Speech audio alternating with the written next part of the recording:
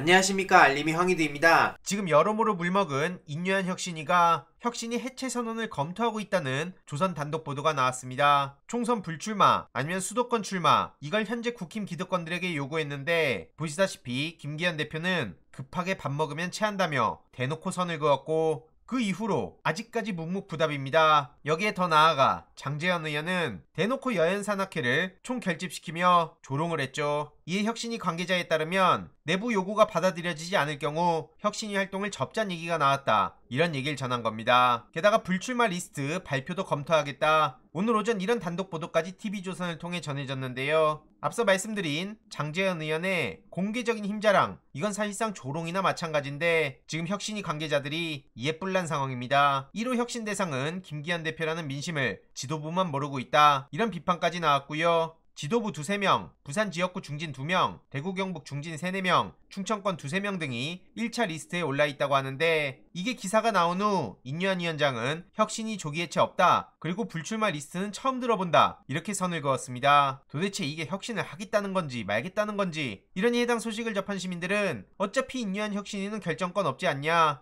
천공의 생각에 달린 거 아니냐, 이런 비아냥까지 이어지고 있네요. 아무튼 본인은 총선 지역구 유혹 받았는데 안 나갈 거다, 오늘 이런 소식까지 전해졌고요. 제주 4.3 평화공원에 찾았죠. 문제는 지난 4.3 추념식에 윤석열, 김기현 이들이 참여하지 않았다는 거 아닙니까? 이에 기자들이 그러면 내년에 참석을 건의할 거냐, 이런 질문을 하자 기회가 되면 전달하겠다, 이렇게 답했다고 합니다. 기회가 되긴 뭔 기회가 됩니까? 그냥 기회가 안 돼서 전달 못했다, 이렇게 얼렁뚱땅 넘어가려는 거 아닙니까? 그리고 4.3 하면은 빼놓을 수 없는 사람이 있죠. 바로 김재원 전 최고위원인데요. 그런 사람을 징계 취소해놓고 제주도에 가면 이 또한 매기는 거 아닙니까? 징계 취소한 이유가 통합으로 가는 길에 그렇게 한 거다, 여러 번 자기의 잘못을 고백했다는 보고를 받았다, 이런 얘기를 하는데 그러면 유족분들의 상처가 사라지는 겁니까? 정말 기가 막히단 말밖에 안 나오고요. 지금 이준석 씨도 하루 이틀 신당 언플해야지 도대체 언제까지 저러고 다닐 겁니까? 본인 몸값 열심히 키워서 12월 말에 유혈 입성하고 싶어하는 욕구는 알겠는데 좀 정도껏 해야죠. 이런 와중에 여기에 지겹게 뉴스를 쏟아내는 사람이 또 한 명 있습니다. 바로 류호정 의원인데요. 이준석과 같이 하면 젠더 갈등 해결 기회가 온다고요? 지금 정의당이 누구 때문에 망했는지는 명백히 보이지 않습니까?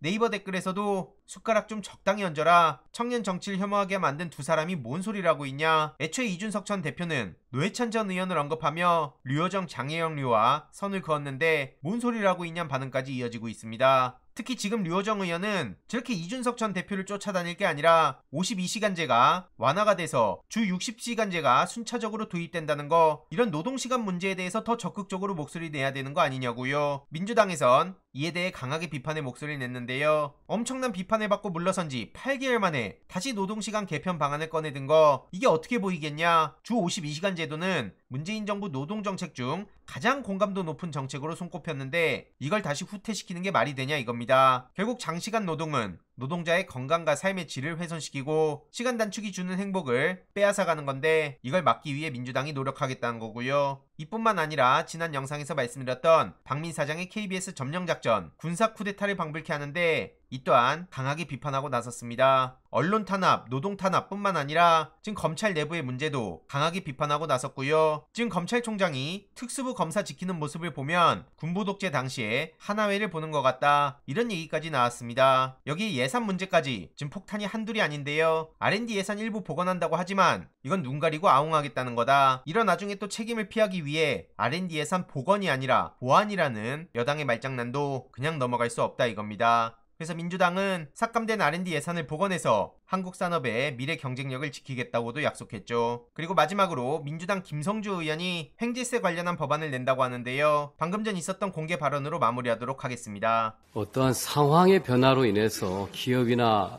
은행이 막대한 수익을 얻게 되었을 경우에 이를 사회적으로 환원하는 소위 윈드폴 텍스, 횡재세가 영국, 스페인, 이탈리아, 미국 등에서 도입하거나 도입을 추진하고 있습니다. 우리나라도 금융회사의 초과 이익을 사회에 환원할 수 있는 근거를 마련할 필요가 있습니다.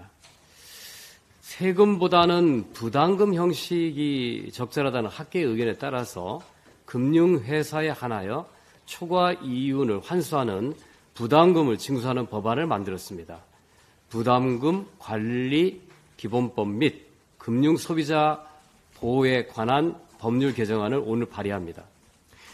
왜 세금이 아닌 부담금인가? 세금은 이중과세 논란이 있고 소급 금지 원칙에 반할 수 있기 때문에 부담금 형식으로 발의합니다.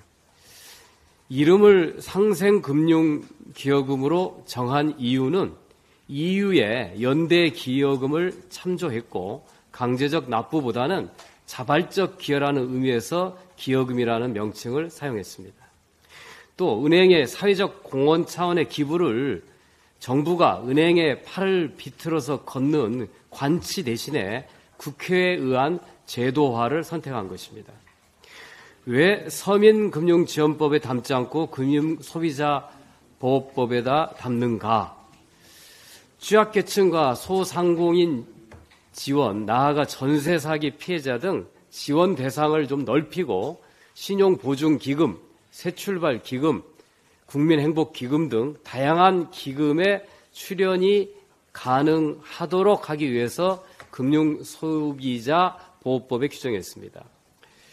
기금 출연 규모는 2023년 회계연도부터 적용한다면 상반기 이자 순수익을 고려했을 때 은행권 기준으로 약 1.9조 원의 기여금이 모일 것으로 예상합니다.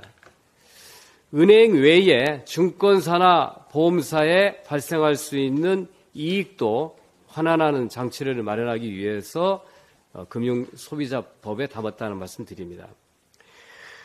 이걸 시행하는 시기는 당장 가능해야 할 것입니다. 은행권의 금리 이상으로 작년과 올해 막대한 이자 순이익을 얻었기 때문에 최대한 빨리 통과시켜서 올해 이자 순수익에 대해서 기여금을 적용하는 것이 필요합니다. 법 부칙에 2023년 회계연도부터 적용하도록 규정하였습니다.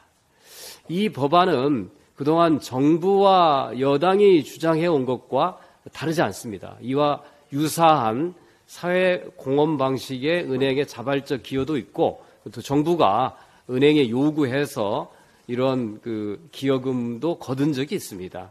저희가 주목하는 바는 이런 문제가 생길 때마다 사회적 여론과 압박에 떠밀려서 정부가 강제로 은행에게 기부금을 내도록 하는 대신에 국회가 합리적인 원칙과 기준에 따라서 입법해서 제도하는 것이 가장 합리적이고 지속 가능한 방식이기 때문에 발의합니다. 많은 언론인들의 관심과 취재 부탁드리겠습니다. 이상입니다. 이번 내용도 유익했다면 구독, 좋아요, 알림 설정, 멤버십 가입 정말 큰 힘이 된다는 점 말씀드리고 싶습니다. 주위에 널리 공유 부탁드립니다.